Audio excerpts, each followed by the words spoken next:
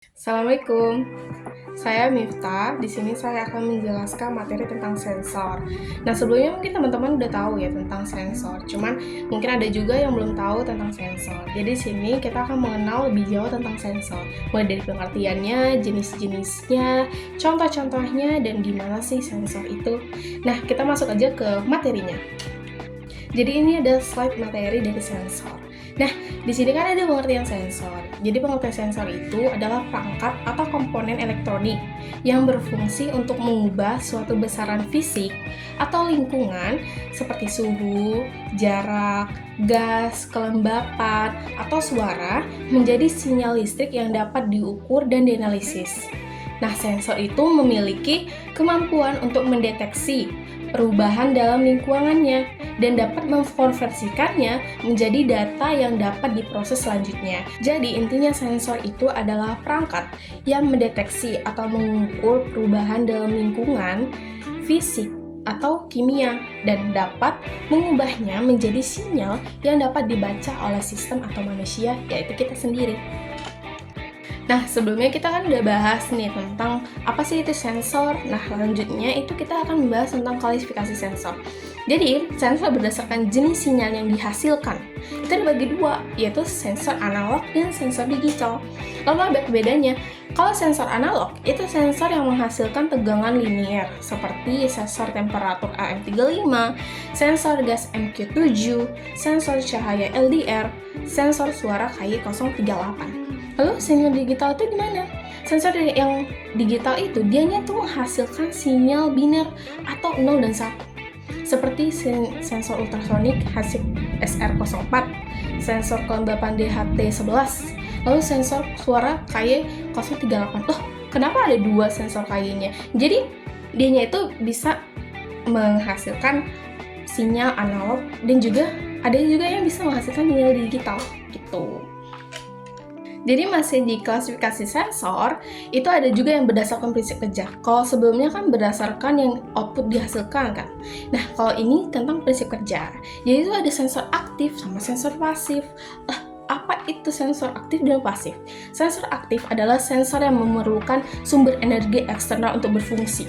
Jadi contohnya apa? Kayak baterai atau listrik. Nah, dia tuh harus ada yang memberikan sumber daya sehingga dia bisa berfungsi. Nah, itu sensor aktif. Kalau sensor pasif apa? Sensor pasif adalah sensor yang tidak memerlukan sumber daya eksternal. Jadi dia nggak perlu tuh yang namanya baterai karena dia tidak membutuhkan sumber daya. Itu contohnya apa? Contohnya itu kalau sensor aktif itu ultrasonik HC-SR04. Kalau misalnya yang sensor pasif itu LM35. Nah, kita kan tadi udah bahas ya tentang sensor analog dan digital. Lalu gimana sih selain membedakan secara gimana outputnya, kita juga harus membedakan pada programnya. Karena berbeda ya, karena kan analog itu gimana kita output yang hasilkan itu dalam bentuk analog. Sedangkan untuk yang digital outputnya dalam bentuk digital. Tentu kita harus mengolah informasinya atau datanya itu dengan cara yang berbeda. Lalu gimana sih dalam programnya atau codingannya? Nah, ini ada tampilannya ya. Kalau misalnya sensor analog itu identik dengan analog read in pin. Jadi kita membaca nih data analognya, kemudian nanti itu akan diproses di microcontroller dan akan menjadi data yang digital. Nah, itu dari sensor analog. Lalu gimana sensor digital? Sensor digital ini dianya itu datanya udah emang digital ya, dalam bentuk biner yaitu 1 atau 0. Nah, itu contohnya itu ada high dan low. Jadi kita kan menerima data nih. Datanya itu udah bentuk 0 dan 1. Nah, itu ditandakan dengan high dan low. Kenapa? Kalau high itu berarti dianya bernilai 1, kalau low itu dia bernilai 0. Jadi itu gimana cara codingan dari sensor analog dan digital. Nah, kita masuk ke jenis-jenis sensor nih. Jadi jenis-jenis sensor itu ada 6. Dan itu yang pertama itu sensor temperatur suhu. Itu contohnya apa? Contohnya itu sensor temperatur M35.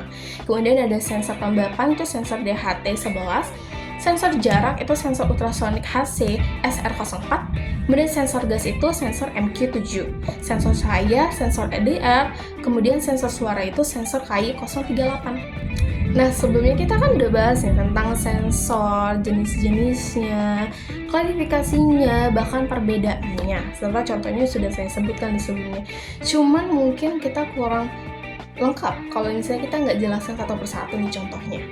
Nah, di sini saya ada menjelaskan tentang sensor temperatur LM35. Nah, apa sih sensor suhu LM35 itu? Nah, itu adalah komponen elektronika yang memiliki fungsi untuk mengubah besaran suhu menjadi besaran listrik dalam bentuk tegangan. Nah, dari IC LM35 ini sebagai sensor suhu yang teliti dan terkemas dalam integrated circuit, di mana output tegangannya, keluarannya itu sangat linear terhadap perubahan suhu. Lalu gimana sih cara kerja dari sensor LM35 ini? Nah, sensor LM35 itu dia bekerja dengan mengubah besaran suhu menjadi tegangan. Nah, tegangan ideal yang keluar dari LM35 ini mempunyai perbandingan 100 derajat Celcius setara dengan 1 volt. Nah, isi LM35 ini dia tidak memerlukan pengkalibrasian atau penyetaraan dari luar karena tingkat ketelitian itu sampai kurang 1/4 derajat Celcius pada temperatur ruangan. Sedangkan untuk jangka sensornya itu mulai dari minus 55 derajat Celcius sampai 150 derajat Celcius. Tinggi juga ya. Terus untuk mendeteksi suhu digunakan sebuah sensor suhu LM35 yang dapat diklasifikasikan langsung dalam Celcius. Jadi LM35 ini difungsikan sebagai basic temperature sensor. Nah, jadi di sini ada contoh pemakaian dari LM35 dalam bentuk skematiknya. Kita bisa buat contoh lain seperti kita ingin saat cuaca dingin kipasnya mati, namun saat cuaca panas itu akan otomatis hidup. Nah, gimana? Itu kita bisa memanfaatkan dari sensor LM35 ini. Kita atur saja misalnya saat suhu 25 derajat itu akan otomatis menghidupkan kipas. Nah, misalnya saat suhunya di bawah dari 20 itu akan otomatis mematikan kipas. Jadi kita bisa memanfaatkan hal yang menjadi otomatis berdasarkan dengan suhunya. Nah, lanjut nih ke contoh berikutnya, yaitu sensor cahaya LDR atau Light Dependent Resistor. Jadi Light Dependent Resistor itu atau singkatannya LDR ini adalah jenis resistor yang nilai hambatannya atau nilai resistansinya itu tergantung pada intensitas cahaya yang terimanya. Tentu dong, karena dia kan sensor cahaya. Kemudian nilai hambatan dari LDR itu akan menurun nih pada saat cahaya terang, tapi nilai hambatan itu akan menjadi tinggi jika kondisinya dalam gelap. Nah, itu kalau misalnya nilai hambatan LDR itu akan mencapai 200 kilo-ohm pada saat kondisi gelap. Nah, kalau misalnya dalam kondisi terang atau cahaya terang itu akan menurun menjadi 500 ohm saja. Jadi itu yang jaraknya jauh ya. Nah, itulah kenapa sensor ini sangat dipengaruhi oleh cahaya. Nah, jadi gimana sih prinsip kerja dari sensor LDR-nya? LDR kan terbuat dari cakram semikonduktor yang punya 2 buah elektroda pada permukaannya. Jadi kalau misalnya saat gelap atau intensitas cahayanya rendah, itu bahan tersebut akan menghasilkan elektron bebas dengan jumlah yang relatif kecil. Sehingga hanya sedikitlah elektron yang dihasilkan untuk mengangkut muatan elektrik. Beda nih kalau misalnya saat intensitas cahayanya tinggi atau saat terang, bahan tersebut malah lebih banyak menghasilkan elektron yang lepas dari atom. Sehingga akan lebih banyak juga elektron yang dihasilkan untuk mengangkut muatan elektrik. Jadi, kalau saat terang atau intensitas cahayanya tinggi, LDR itu menjadi konduktor yang baik. Sehingga LDR itu punya resistensi yang kecil pada saat terang atau intensitas cahaya tinggi. Nah, di sini ada contoh dari penggunaan sensor LDR.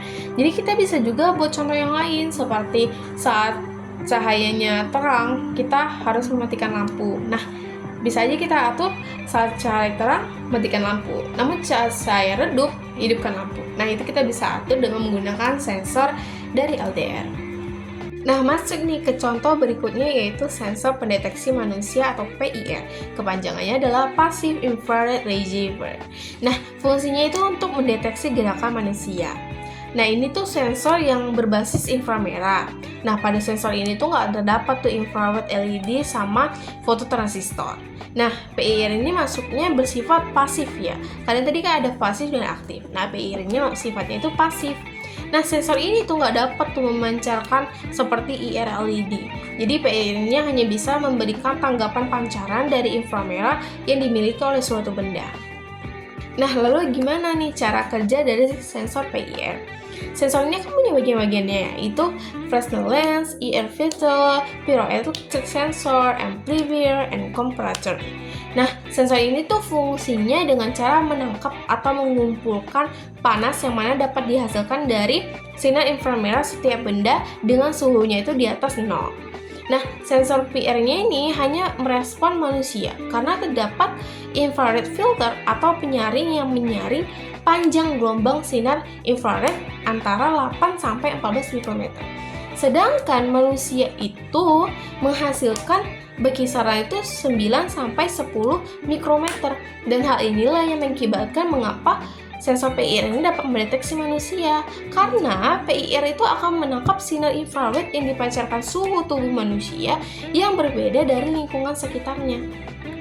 Nah, di sini ada contoh penggunaan sensor PIR. Jadi ini gimana cara kerjanya, itu dia sensor PIR akan mendeteksi apakah ada manusia atau tidak. Nah, jika terdeteksi, dia akan mengeluarkan bunyi dan menghidupkan lampu yang berwarna merah. Bisa juga kita menggunakan sensor PIR untuk hal lainnya. Nah, jadi kita masuk ke contoh selanjutnya, itu ada sensor ultrasonik HCSR04. Jadi ini ada gambarnya ya. Nah, sensor ultrasonik itu apa? Itu adalah sensor yang fungsinya itu untuk mengukur jarak suatu benda dengan cara yaitu trigger pin-nya memantulkan suatu gelombang dan diterima oleh encopin, sehingga diketahuilah jarak suatu benda tersebut. Nah, gelombang ultrasonik ini itu ada menggunakan frekuensi yaitu 20.000 Hz ya. Nah, lalu gimana sih cara kerja dari sensor ultrasonik itu sendiri? Yang pertama itu sinyal gelombangnya itu akan dipantulkan oleh trigger pin dalam rentang waktu frekuensi yang digunakan untuk memantulkan suatu gelombang yaitu 40 kHz. Nah, terus gelombang yang dipantulkan akan merambat menjadi gelombang bunyi dengan kecepatan 340 meter per second. Nah, ketika menyentuh suatu benda, maka gelombangnya itu akan dipantulkan kembali oleh benda tersebut. Nah, kemudian gelombang dari hasil pantulannya akan diterimalah oleh encopin, sehingga akan diketahui waktu tempuh yang dibutuhkan untuk memantulkan suatu gelombang. Nah, dari waktu pantul gelombang tersebut akan dikonversi oleh program di Arduino nanti dan menjadi satuan cm dengan rumusnya sama dengan durasi dibagi 2 dikali 0,03483. Jadi nanti ada rumusnya ya. Jadi tergantung gimana gelombangnya, panjangnya, durasinya juga. Nanti barulah kita dapat, oh ternyata jaraknya adalah sekian dengan sentimeter. Nah, untuk paham lebih lanjut tentang sensor ultrasonik, kita pahami dulu ya bagian-bagiannya. Ini bisa lihat di gambar sensor ultrasoniknya itu ada 4 pin. Nah, itu yang pertama ada FCC pin. Nah, itu untuk apa? Itu fungsinya untuk tegangan positif dengan 5 volt. Kemudian ada ground juga, itu sebagai tegangan negatif untuk satu daya listrik. Kemudian ada trigger pin, itu fungsinya untuk memantulkan suatu gelombang dengan rentang waktu dan frekuensi tertentu. Kemudian yang terakhir itu ada encopin, itu fungsinya untuk menerima pancaran gelombang yang dipantulkan oleh trigger pin, sehingga akan diketahui jarak dari suatu benda. Nah, ada juga ini contoh dari penggunaan HCSR04. Jadi di sini bisa kita kan mendeteksi jarak. Misalnya deteksi jaraknya itu jika semakin mendekat maka alarm akan bunyi. Nah, itu bisa kita gunakan misalnya untuk parkir atau untuk hal lainnya. Nah, masuk nih ke contoh selanjutnya, itu ada sensor pengukur kelembapan tanah atau soil measure. Nah, sensor kelembapan tanah ini mengukur volumetrik kadar air di tanah. Jadi, sensor kelembapan tanah dia mengukur kadar air volumetrik secara tidak langsung dengan menggunakan beberapa properti lain dari tanah, seperti hambatan listrik, konstanta dielektrik, kemudian interaksi dengan neutron sebagai proksi atau kadar air.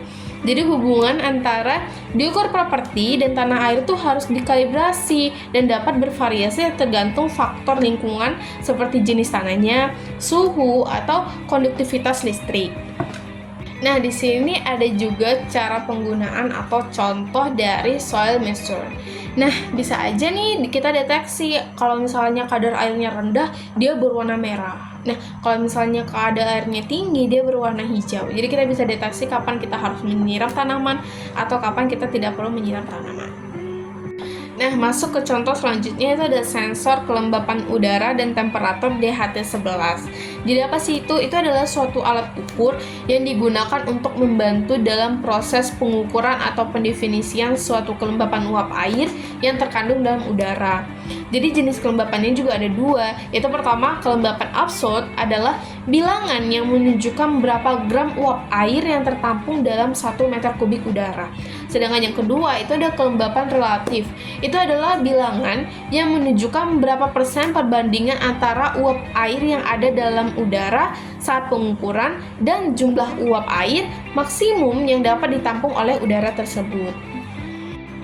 Nah, lalu apa sih itu sensor kelembapan DHT11?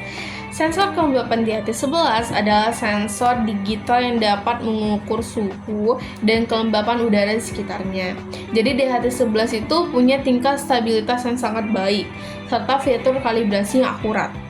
Nah, DHT11 juga ini termasuk sensor yang punya kualitas baik dinilai dari responnya, pembacaan data yang cepat, dan kemampuan anti-interference.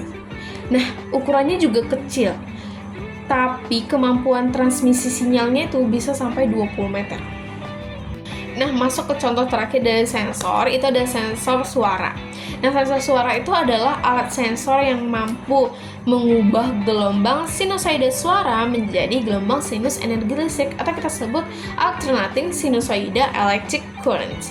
Nah, sensor suara itu bekerja berdasarkan besar kecilnya kekuatan gelombang suara yang diterima membran sensor dan menyebabkan bergeraknya lah membran sensor, di mana juga terdapat nih sebuah kumparan di balik membran tadi yang naik turun mengikuti besar kecilnya penerimaan gelombang suara. Nah, lalu gimana sih prinsip kerja dari sensor suara? Nah, sensor suara itu kan merubah besaran suara menjadi besaran listrik. Nah, sinyal suara yang masuk itu akan menghasilkan suatu kondisi boolean, yang mana kondisi 1 kalau misalnya dia aktif dan kondisi 0 kalau misalnya dia mati. Nah, yang mana nih sinyal kondisi tersebut itu akan dibaca nanti oleh microcontroller. Jadi sensor suara adalah sensor yang cara kerjanya itu merubah besaran gelombang suara menjadi besaran listrik. Ada juga nih ECM atau Electric Consider Microphone atau biasa kita sebut juga mic consider. Itu adalah mikrofon yang terbuat dari lempeng konduktor tipis berbentuk sebuah kapasitor yang dapat berubah-ubah nih nilai kapasitasnya sesuai dengan getaran suara yang diterima. Nah, modul sensor suara itu punya output pin analog dan digital. Nah, modul sensor suara itu menggunakan input mic consider. Nah, sensor ini dapat mendeteksi suara dan sebagai deteksi sensor saklar ke Arduino atau microcontroller. Nah, ini ada contoh dari penggunaan sensor suara KY038. Kita bisa aja memanfaatkannya. Misalnya, jika suaranya tinggi atau pada ketentuan di atas dari ketentuan kita, itu lampunya hidup. Atau jika di bawah atau bahkan tidak memiliki suara, itu bisa mati. Kita bisa memanfaatkan seperti itu. Baiklah, sekian dari penjelasan materi saya mengenai sensor. Referensi yang saya pakai untuk memperoleh materi ini itu dari buku Arduino dan Sensor pada Project Arduino DIY dengan penulisnya itu Bapak Dani Sasmoko. Saya ucapkan terima kasih karena sudah menonton sampai akhir.